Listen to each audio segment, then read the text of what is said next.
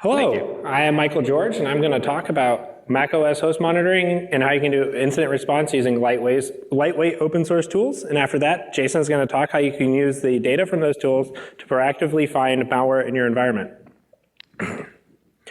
So we have a lot of content to cover, so we're probably going to talk a little fast. So sorry, not sorry, nothing we can do about it. All right, so a little bit about myself. My name is Michael George. I work on incident response at Dropbox.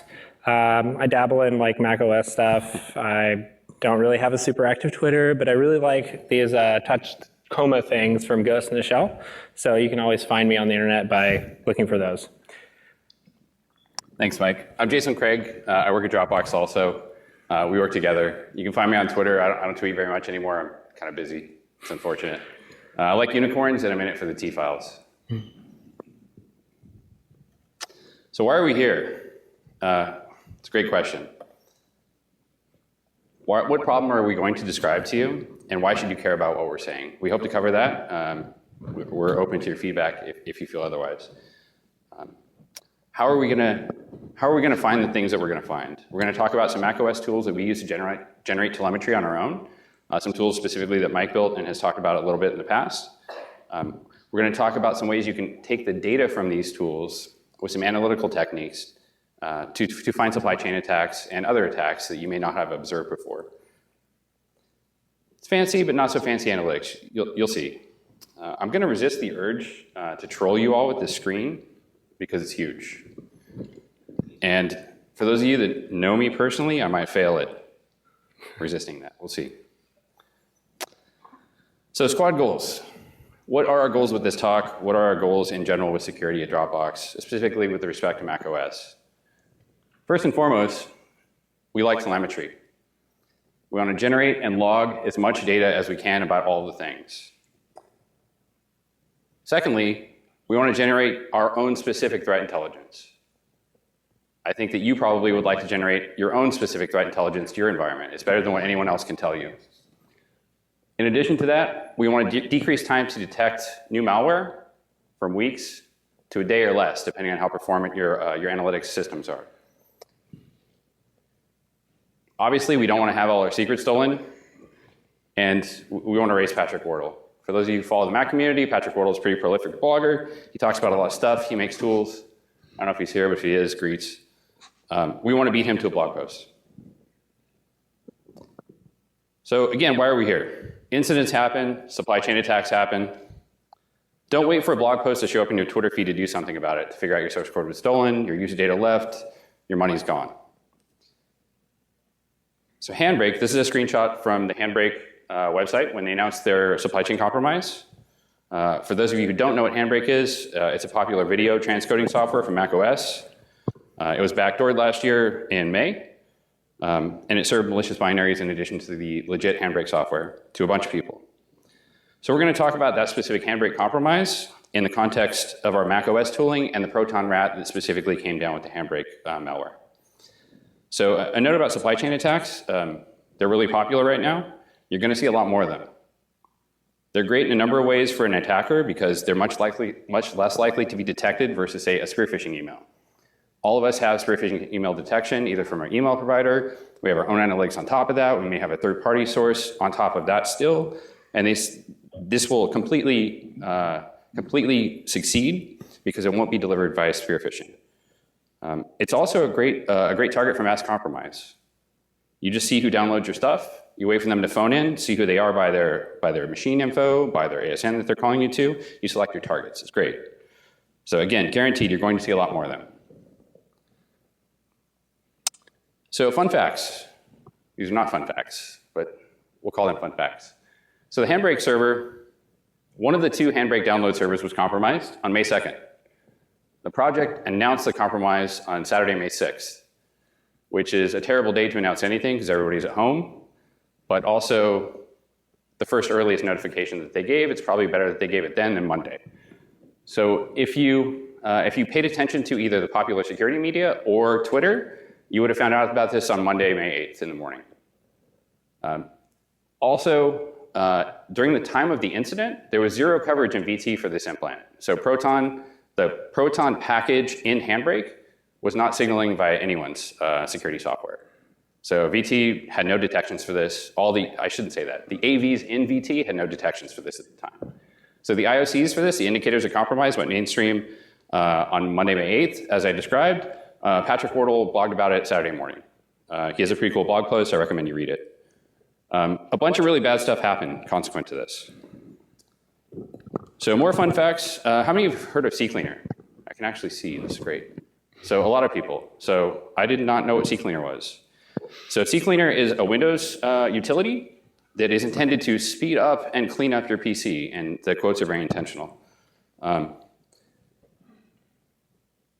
These two quotes are directly lifted from the CCleaner website announcing the compromise. You may note the second quote says, the compromised version, ... was undetected for 4 weeks. That's super bad for everyone. I personally think this is a really notable point. It's kind of the crux of what we're driving at, is that no security company told anyone in the world that APT17 was in their networks for at least 4 weeks. It's bad news. So the second quote really seems to throw a little bit of shade at security companies, which I think in this case is probably appropriate. So CCleaner found the suspicious activity on September 12th, and they announced it on September 18th. In the blog post that they went public about it, they announced the IOCs at the same time. Yeah, so that's pretty sad, Panda. And alternatively, you can call this Aurora Panda, depending on who you use for APT names. Mike? So now that we have a good idea of why we should care about this, we should probably figure out how we can get the information we need to actually start doing something about it. So I came up with this outline for doing investigations. So the first thing that we want to be able to do is identify hosts by checking for known IOCs. IOCs are indicators of compromise, such as IP addresses, domains, hashes, file name, file paths, etc. You might be able to get these via the notice. This is the main IOCs that were released on the Monday versus what was released on Saturday. So to be able to do this, we're going to use OS Query to help with the timelining and scoping of infections, so we can figure out which hosts were actually compromised. And then for each host, we want to establish a timeline of what the malware did on the host. So we want to be able to reconstruct a process tree, figure out what malicious activity happened on the host, what network connections were made, and what files were touched by these processes. And we're going to cover 3 tools to go over this: OS Query, Santa, and Audit. Santa is going to help us create the process trees, and Audit's going to help us understand the network connections and what files were touched on the system. So OS Query. OS Query is an awesome tool developed by Facebook. It allows you to check the state of the machine on a schedule using a config or on demand with the help of some external TLS tools. These are really cool. A couple of providers of these are Collide and Windmill. All of the current state data for the machine is accessible via an SQL interface. So you can do fancy things like join the processes table with the current network connections table with the current listening ports table and see for different types of interactions between processes. It's really cool. You can use OS Query to write the output of the queries to a file on disk, or you can use a plugin to shovel it to external sources. It's super easy to install. It works just right out of the box. It's available for Linux, Mac, and Windows. Windows is a bit new, so there isn't as much feature parity as from what I understand. And the log volume for OS Query is actually pretty good because you can diff only changes to the system. So it's a complete state machine. So if an action happened, it gets added, and then if it changes later, then you get another log that says it changed instead of a log every 2 seconds. It's pretty awesome.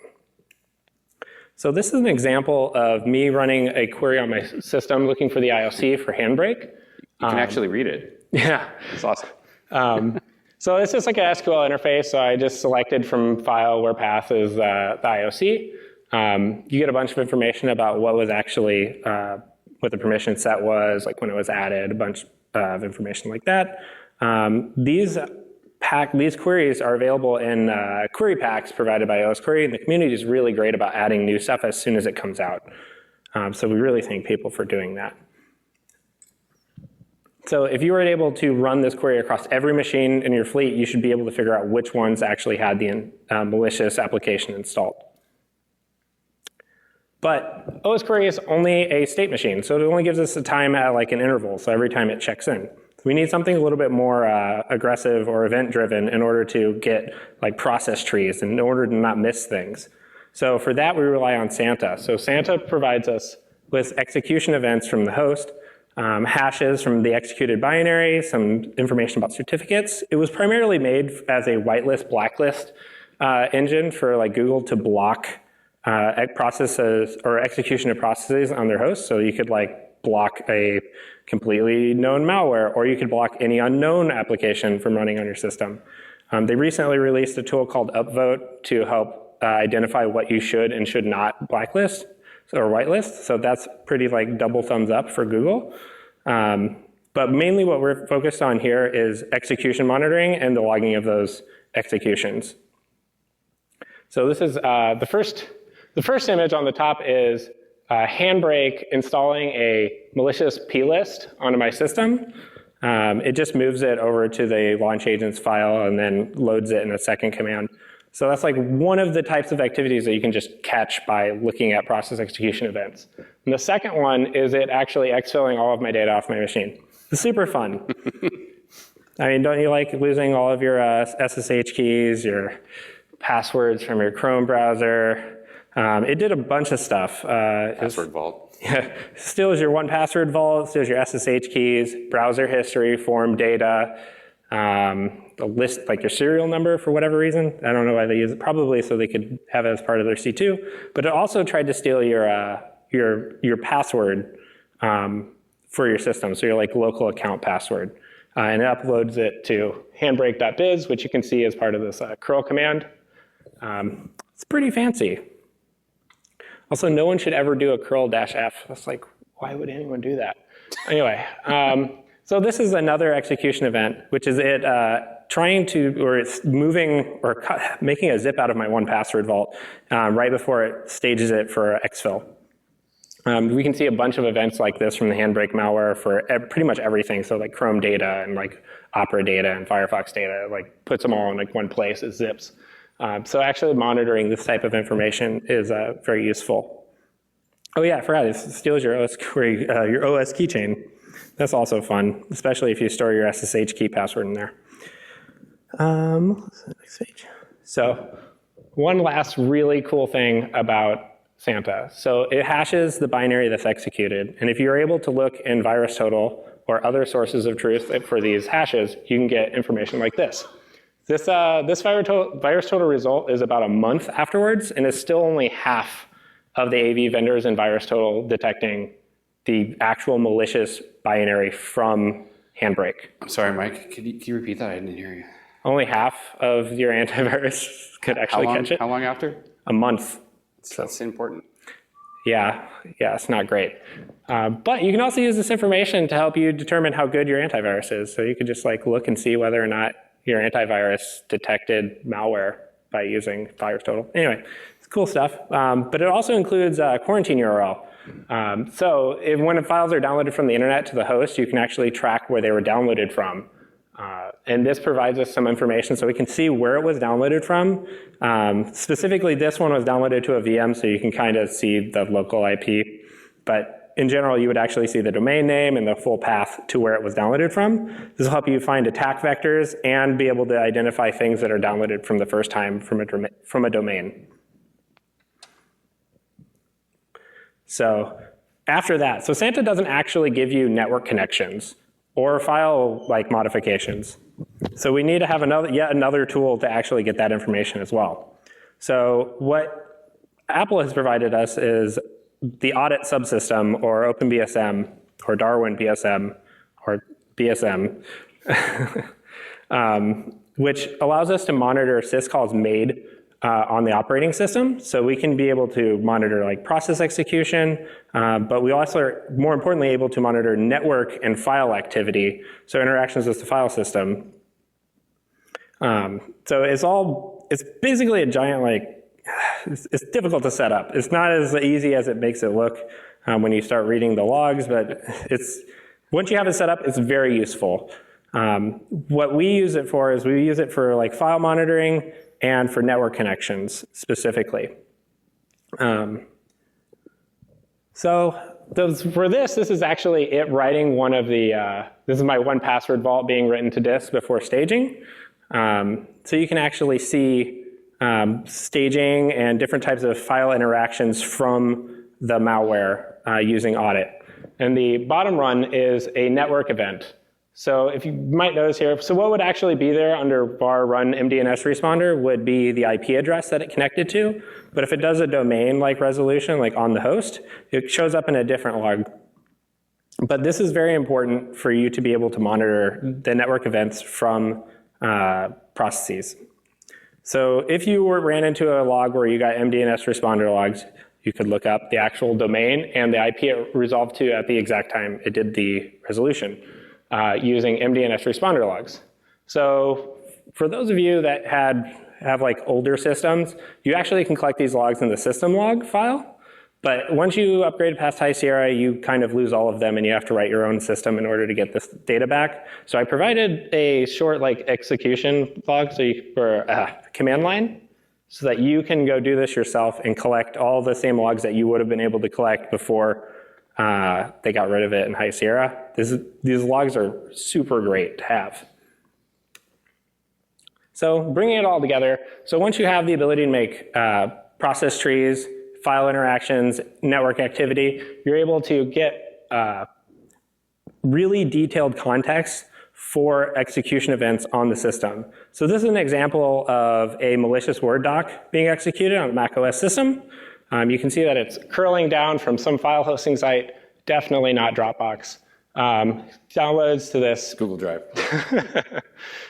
It writes it out to this like temp packed underscore pack.pyc. You can see that that actual file writes out yet another cert file, probably for encrypted traffic. So being able to put all of this in context together allows me to like say that this is probably worth looking at versus just having any one of them. Like a curl is not necessarily by itself malicious, but seeing in the context of like Word executing curl or executing a Python binary from the internet is like really good to know and being able to have like good alerts for it. All right. So back to Proton. This is a picture of a Proton rocket. It's a Soviet-era rocket. It still exists. They use them to launch heavy stuff really far. We're pretty sure that the rat is named after the rocket, not the subatomic particle. So let's talk about the FAQ for this rat. It's really full-featured. The stuff Mike described is a significant subset of the things it can do to you. It does include a SOX proxy capability also, which is super terrifying because if you're in your corp network, you don't need VPN, you don't need VPN creds, you don't need 3-factor authentication, you just SOX proxy while they're on CorpNet and get whatever they get. It's great.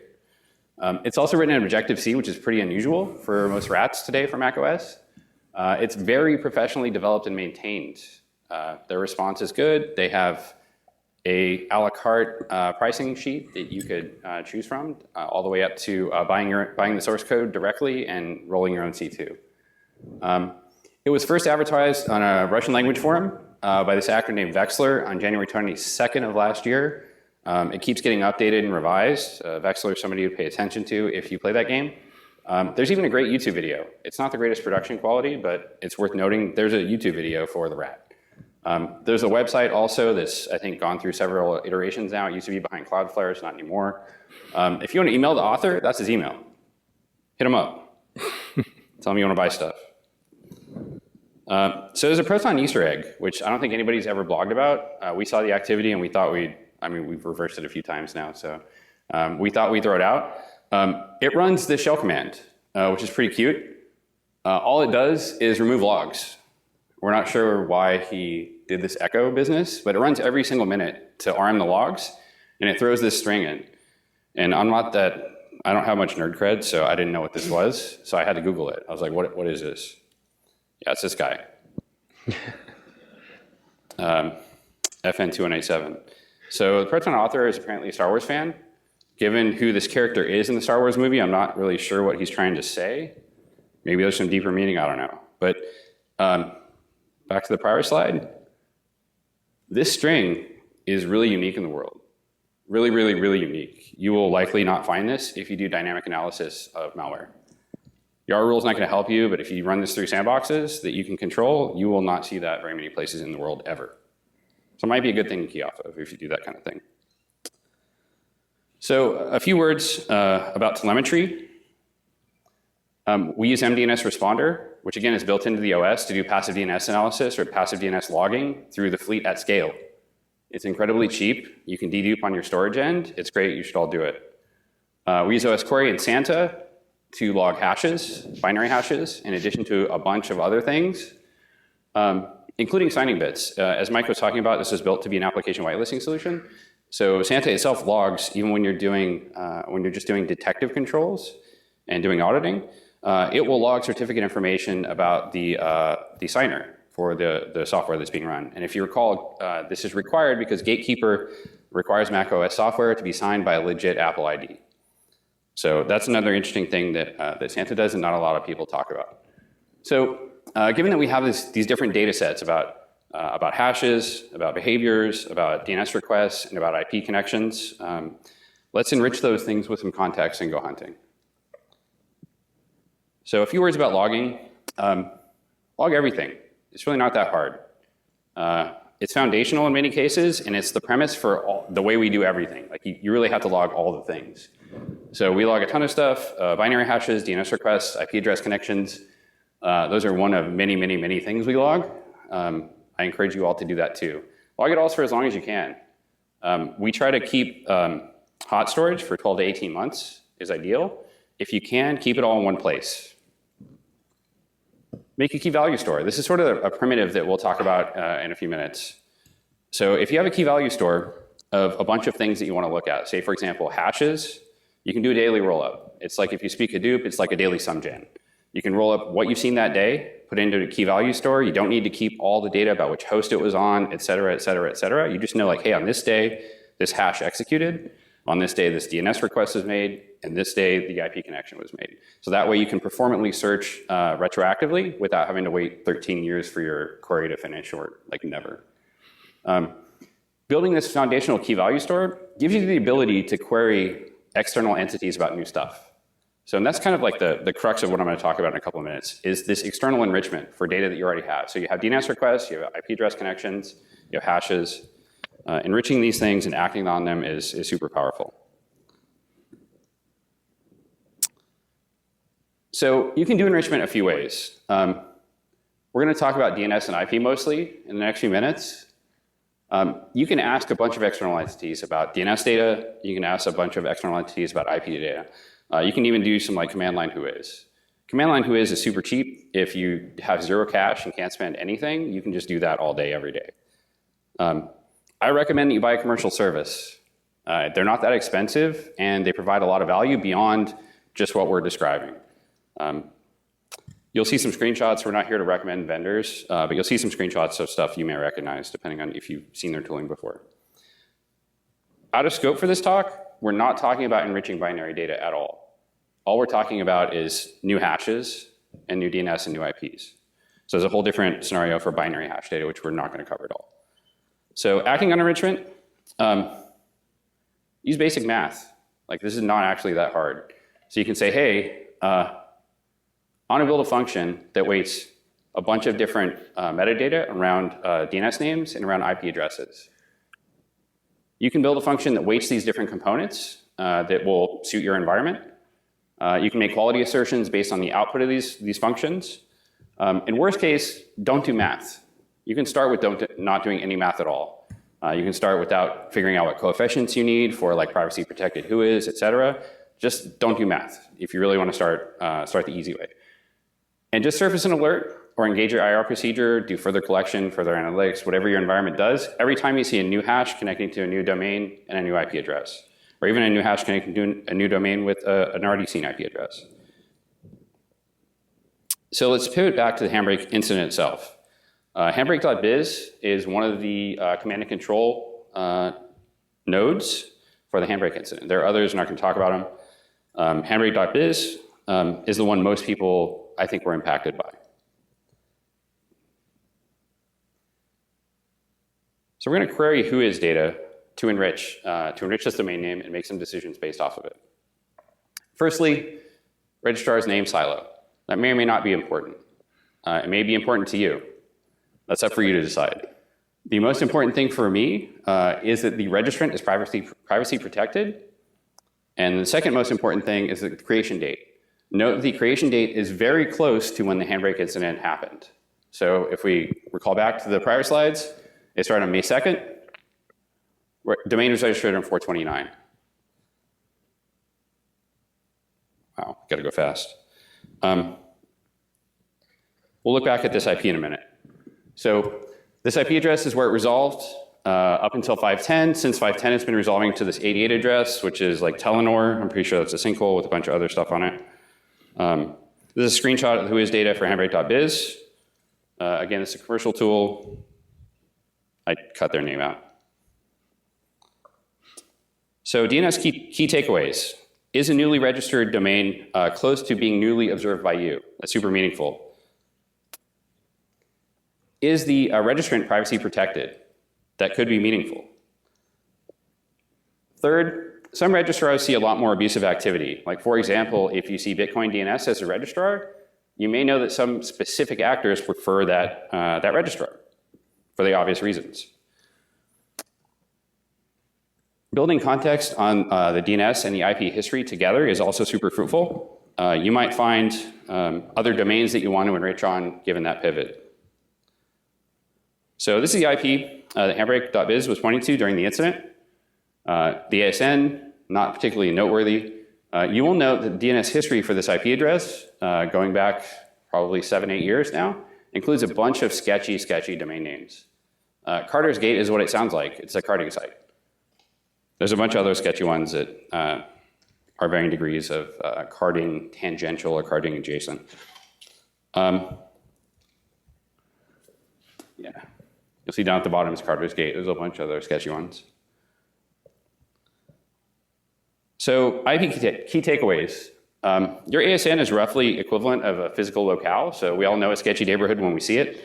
The same principle applies to ASN and registrant, or registrar, excuse me. So newly observed IPs in your fleet are worth noting. The IP owner can be super important. Don't rule out VPN providers because they're host to a lot of malicious activity these days as well. DNS history of an IP might give some meaningful context, and when you put these things together, it might be a great indicator of suspicious activity or a new supply chain attack or just malware in general. So we're going to skip over this because I think we're running out of time. Another macOS client software called Atima got compromised, same Proton stuff. If you were to perform these techniques, pivoting off of the domain name and the IP address and the new hash, this would fall out pretty quickly. Registrar's enum for this domain name, et cetera, et cetera. If you pivot on all of these different registrant characteristics and attributes, they're all garbage. There's like one domain in the world with this email address, and a bunch of the other stuff is actually fake. It doesn't make any sense. Yeah, here's a bunch of domains that were also parked on this IP address. CVV shop is what it sounds like. That's more carding stuff.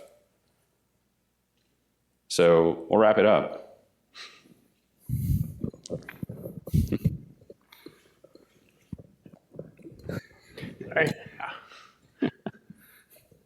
So again, just to reiterate, continuous host telemetry is what you need. Get it for all the things you can get it for, including IP, hash, and DNS requests. Easily searchable data stores for have I seen this before are super important. Enriching those key value stores for newly seen things is a great technique you should think about applying. And if you apply this when you see a new binary hash coupled with a new DNS request with a new IP address, you're probably going to beat Patrick Worrell to a blog post. So extra credit, we don't have time to get into this, so I'll leave it as an exercise for you all. This is the CCleaner indicators. So if you applied this technique to CCleaners, you wouldn't have had to wait for a month. You could have done it like in a day or in a couple hours, depending on how fast your analytics are. So trends, we're seeing threat actors moving to GCP and AWS and other legit cloud services, so the IP reputational thing is not as meaningful anymore. Doubling down on DNS and hashes is a good idea. Don't trust Google just because it says it's Google. GCP, I have malicious stuff in GCP, like so do these guys. Anyways, Threat actors have a trend towards living off the land. This is not just for Windows. It's been super, super, super hype on Windows the last few years. It also applies to Mac. Python is installed by default, as are other interpreted languages, or other interpreters. Threat actors are moving towards these techniques by PowerShell and Python and other scripting languages. So doubling down on DNS and IP enrichment is super helpful there. And you might want to get better logging for PowerShell. Microsoft includes that natively. You just have to turn it on and actually collect it. I highly recommend it. Python's really hard. Maybe Mike will talk to you about Yara, about that. This is you, Mike, sorry. Yeah. Totally. Well, we'd like to thank a couple of people for helping us get content for this particular presentation. Brandon Dixon and Brian Candlish. I don't know what to say. We'd like to thank them for their talk. Alphabet Soup, Burning Threat Actors with Data. Ryan Kavor and David Harold for their SANS CTI talks. OS Query team, you guys are amazing. Google Santa team, you guys are also amazing. And whoever the saint is that works on OpenBSM/audit at Apple, I would really just like to thank you personally if I could ever find you. But please fix our bugs. yeah, and IPC. And I think we're slightly over time. Oh, sorry. Cool. That's it. We're good to go. Thanks. If you have any questions, hit us up. We're happy to chat.